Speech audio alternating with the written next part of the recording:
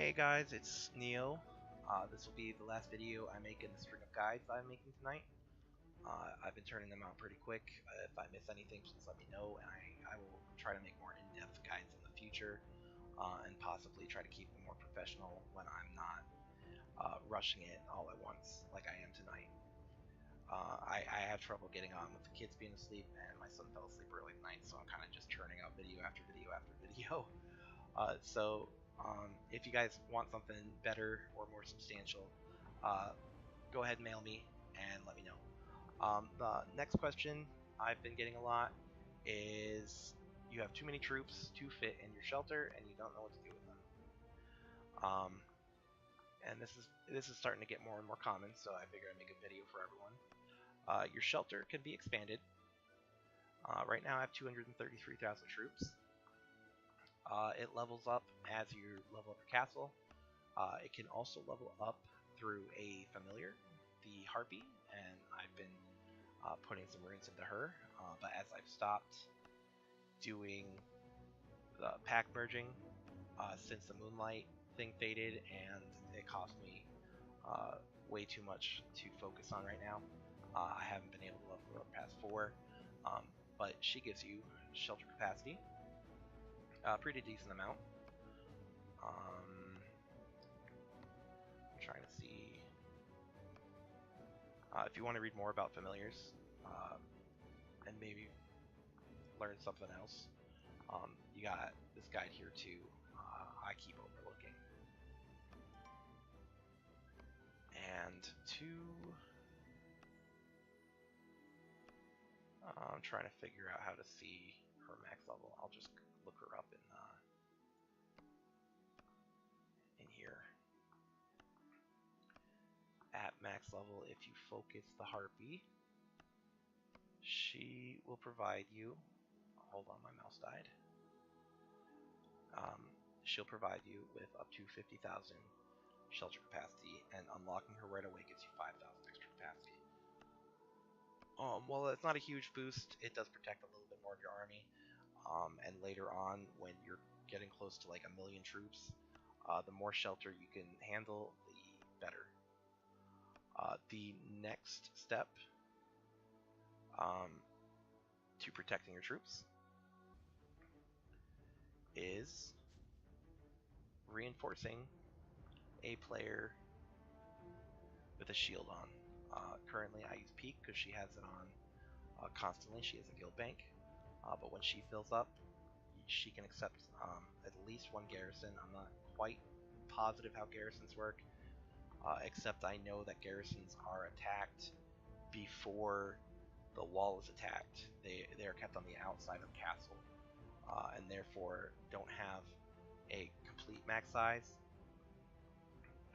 but they also don't have protection from the wall, if that's what you're looking for. But you still do get the shield protection, so it's a moot point there. The next thing you can do, if you're in a bind, you can just click anywhere on the map and occupy it. Oh, maybe not. Find a resource, maybe. No. I guess I was wrong there. I'm sorry. Find a place closer on the map and try to figure out the furthest you can send them away on your own, and accurately predict where you can send them so you can do it quicker. Finally, I'll do Darkness in a second, but you can occupy the land here, and what you want to do, the only reason you want to do this, if you have that many troops, because at that point, if you have so many troops that you have to be sending them out and you can't fit them in reinforcements, at that point you're at the point where you need to start using shields over shelter. And right now I keep saying you gotta use shelter over shield, but eventually you'll get to a point where you'll want shields.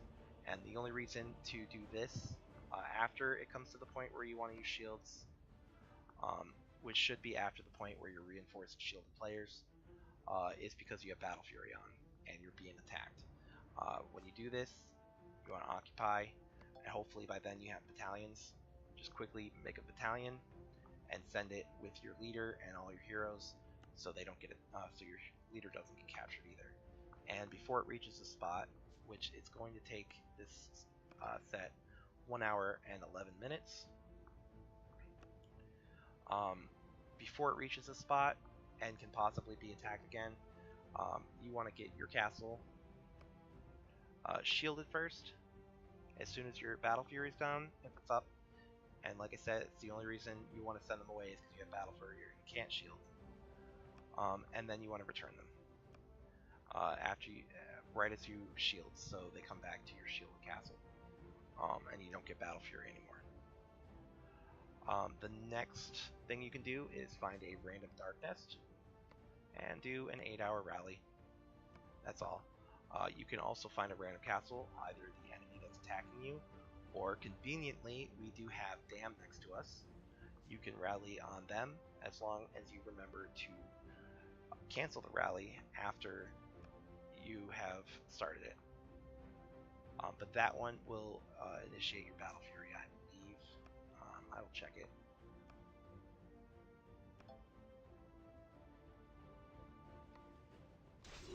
I set up an 8-hour Battle Fury. Yeah, 15-minute Battle Fury.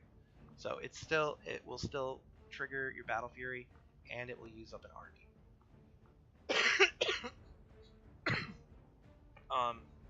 And why I point out that it will use an army is because in the future, when you have like over 1 million troops,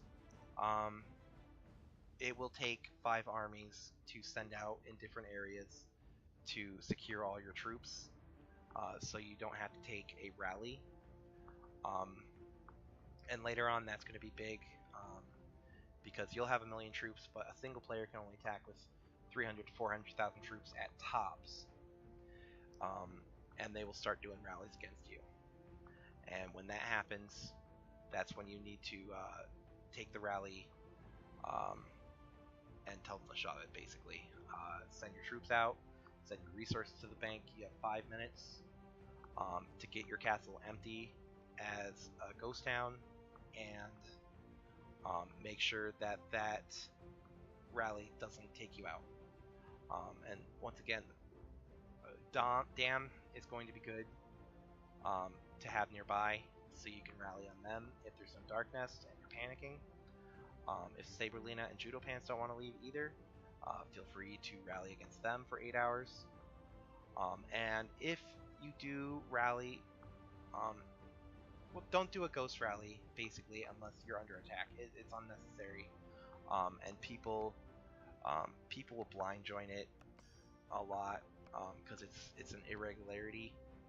You only need to do the 8-hour rallies if you're under attack currently. I think that covers just about everything. You can go gather, you can go occupy space. What you want to have them doing is walking. That's the big piece of sending them away from your castle. So don't just click over here and occupy this, because as soon as they land over there, or as soon as they're about to land over there, you're going to get attacked. And if you manage to recall, you're just going to end up getting your castle attacked as they return and losing all those troops. So make sure you walk a long distance until you're safe enough to bubble or shield up. And I think while I was talking, the pink disappeared. I just noticed the pink's gone from the shields. And while they're walking, you want your Battle Fury to end, so you can bubble and then return your troops to the safety of your castle. Make sure you don't send out any of those 8-hour rallies, especially to Dam. They are Alps, they are players in this guild. We do not want to attack them at all. I believe that's about it. Oh, one last thing. And this doesn't apply to anyone right now, but it will soon probably apply to Lizzie. When you get to the point where you have to start sending out armies, and your army number, your army amount of troops that you're trying to move out limits how many you can send altogether, you're going to want to use, and it sucks to waste it, but to keep your troops safe sometimes it's worth it. You'll want to use, I don't think I have one. What's it called? The army boost, the army size boost. 50% is preferable for a bigger army, but 20% is okay. And that's because you can fit more troops in that army to send them away, so you don't run out of total armies before you run out of troops to send elsewhere. And one last thing that helps, and this is another thing that sucks because it's going to drain your resources quite a bit, having your infirmaries high. You can treat this like a shelter. They can't be attacked. They will always be in here. It's not like they're going to die if you leave them in here for too long. So utilize that if you need to shelter some of your stuff. I've stopped speed boosting my infirmaries after I lose enough troops, due to the fact that it's convenient and acts like a bit of a shelter. I only use it when I have the speed boost for healing your troops in the first place. And that's about it. Rallies will be a big part later in the game. So people, we're trying to get more people to rally Darknest, but it really doesn't show how the hectic nature of actual big wars go. But you definitely want to level up your embassy later on for help. If you can't get your troops out, you'll want to level up your battle halls to send rallies yourself. And as always, you'll want to level up your military research in case you do get attacked. And that's about all I think I could say about protecting your troops.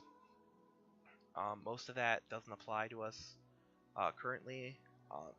The first part of this video is mostly what we'll be doing until we have too many troops to store, and that's going to be sending reinforcements to shield the players, even if you have to do several. And if they run out of room and you're desperate, reinforce or start 8-hour rallies on our neighbors. Just make sure you recall them before. And finally, if you have to do all this, you might as well start shielding and start to invest into obtaining shields, because it's going to get to the point where shields are going to be a lot better than sheltering, where sheltering right now is the much better option because you want to save those shields for later, believe me. Anyway, I know I stretched this out probably longer than I should have. I know I probably repeated myself 3 or 4 times. I'm just trying to cover all the bases.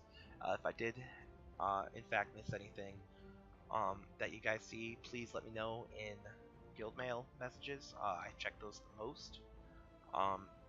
Or leave a comment, like, subscribe, all that stuff for YouTube. And if you subscribe, I'll be easier to find when I do upload a video. And if you hit the notification bell, you'll get notifications whenever a video is finished uploading. So thanks for watching. Thanks for looking at any of the videos you've watched. Thanks for sticking with the guild for so long, dealing with the walls of texts that I used to send out for these guides, and now dealing with my 10 to 20 minute mumbling trying to feed you guys information. I've officially with this guide finished up all the questions I've recently gotten, so if I missed anything you guys would like to see a video guide about, please let me know and I'll get right on it as soon as I can. Thanks for listening again. Have a good night. Bye.